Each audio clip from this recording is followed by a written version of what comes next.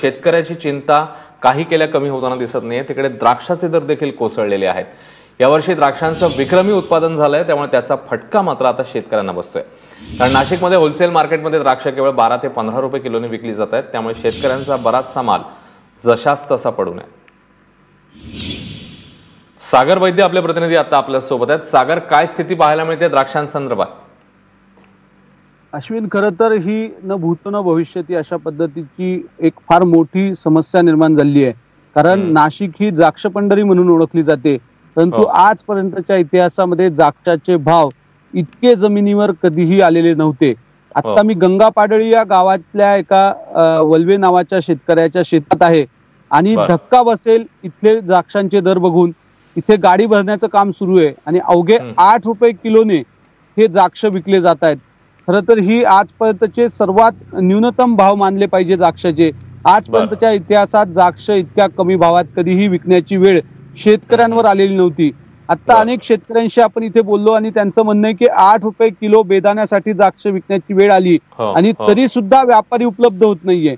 म्हणजे 8 रुपयांनी सुद्धा व्यापारी द्राक्ष विकत घेण्यासाठी या बागांमध्ये येत नाहीये, अशी आत्ताची शेतकऱ्यांची परिस्थिती आहे।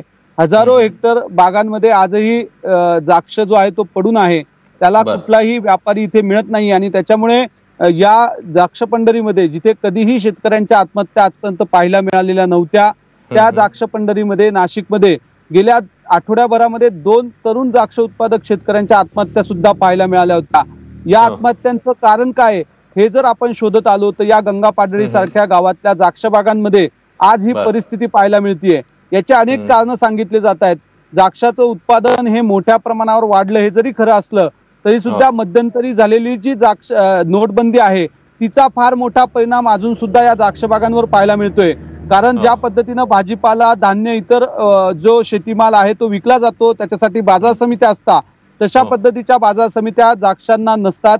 द्राक्ष बागांमध्ये थेट देशभरातले व्यापारी येत असतात आणि ते इथे सौदे करून बागांमधून थेट द्राक्ष विकायला किरकोळ बाजारात नेत असतात। परंतु यावर्षी रोकड उपलब्ध नाही, त्याच्यामुळे अनेक व्यापाऱ्यांनी या धंद्याकडे पाठ फिरवल्याचं म्हटलं जातंय आणि त्याच्यामुळे ही सगळी समस्या असल्याचं सांगितलं जातंय।